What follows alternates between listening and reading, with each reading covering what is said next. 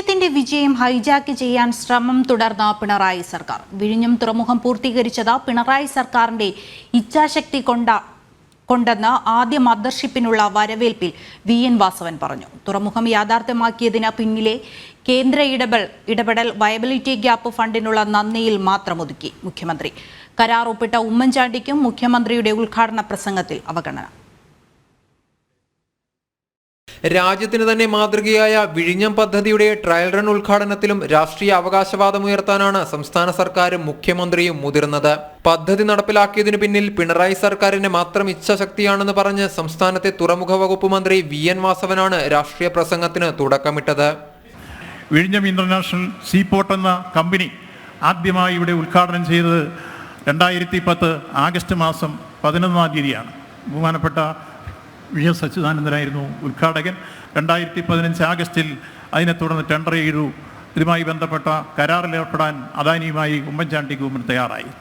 ആ കരാറുണ്ടാക്കുന്ന ഘട്ടത്തിൽ ചില വിമർശനങ്ങൾ കരാറിൻ്റെ ഉള്ളടക്കത്തോട് വിയോജിപ്പ് രേഖപ്പെടുത്തി കൊണ്ടുവന്നിരുന്നു. കരാറിനോടായിരുന്നില്ല എതിർപ്പ്, മറിച്ച് അതിലെ ഉള്ളടക്കത്തിലെ 66% സംസ്ഥാന ഗവൺമെൻറ് മുടക്കുമ്പോൾ 34% അദാനി മുടക്കുന്നു. അതിൻ്റെ അധികാരമോ ലാഭമോ നമുക്ക് 20 വർഷത്തേക്ക് ലഭിക്കാത്ത സാഹചര്യത്തെക്കുറിച്ച് ചൂണ്ടിക്കാണിച്ചുകൊണ്ടായിരുന്നു ആ വിമർശനങ്ങൾ ഉയർന്നു വന്നത്. പിന്നീട് അതിൻ്റെ നിർമ്മാണ പ്രവർത്തനങ്ങൾക്കെല്ലാം തുടക്കം കുറിച്ചത് 2016 അധികാരത്തിൽ വന്ന ശ്രീ പിണറായി വിജയന്റെ നേതൃത്വത്തിലുള്ള ഗവൺമെന്റാണ്. പിന്നാലെ സംസാരിച്ച മുഖ്യമന്ത്രിയും വിഴിഞ്ഞം സംസ്ഥാനത്തിന്റെ മാത്രം നേട്ടമെന്ന നിലയിലാണ് അവതരിപ്പിച്ചത്. വിഴിഞ്ഞം യാഥാർത്ഥ്യമാക്കിയതിനു പിന്നിലും അനുമതികൾ അതിവേഗം നൽകിയതിലും കേന്ദ്ര സർക്കാർ സ്വീകരിച്ച ക്രിയാത്മകമായ നിലപാടുകളെ മുഖ്യമന്ത്രി വിസ്മരിച്ചു. വയബിലിറ്റി ഗ്യാപ്പ് ഫണ്ട് ലഭ്യമാക്കിയതിലുള്ള ഇടപെടൽ മാത്രമാണ് മുഖ്യമന്ത്രി പരാമർശിച്ചത്.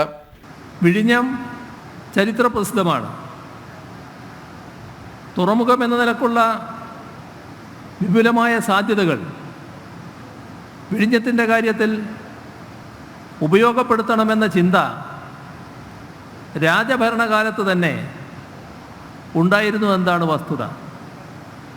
സ്വാതന്ത്ര്യലബ്ധിക്കും കേരള പിറവിക്കുമൊക്കെ ശേഷമുള്ള സർക്കാരുകൾ ആ ചിന്ത വലിയ തോതിൽ പ്രതിധ്വനിപ്പിച്ചിട്ടുണ്ട്. രാജ്യത്താദ്യമായി തുറമുഖ നിർമ്മാണത്തിനായി യൂണിയൻ സർക്കാർ വയബിലിറ്റി ഗ്യാപ്പ് ഫണ്ട് അംഗീകരിച്ചത് ഈ തുറമുഖത്തിന് വേണ്ടിയാണെന്ന പ്രത്യേകതയുമുണ്ട്. ആ കാര്യത്തിൽ കേന്ദ്ര ഗവൺമെൻറ്റിനോടുള്ള നന്ദി രേഖപ്പെടുത്തട്ടെ. വിഴിഞ്ഞം പുരോഗതിയുടെ നാൾ വഴികൾ പറയുമ്പോൾ ഉമ്മൻചാണ്ടി സർക്കാരിന്റെ കാലത്തെ നടപടികളും മുഖ്യമന്ത്രി ഒഴിവാക്കിയത് ശ്രദ്ധേയമായി. അക്കാലത്ത് LDF ഉയർത്തിയ ആരോപണങ്ങളും എതിർപ്പുകളും പിണറായി വിഴുങ്ങി. അഴിമതിക്കും ചൂഷണത്തിനുമുള്ള വഴിയായി വിഴിഞ്ഞത്തെ മാറ്റരുതായിരുന്നുവെന്നും മുഖ്യമന്ത്രി പറഞ്ഞു. ജനം, തിരുവനന്തപുരം.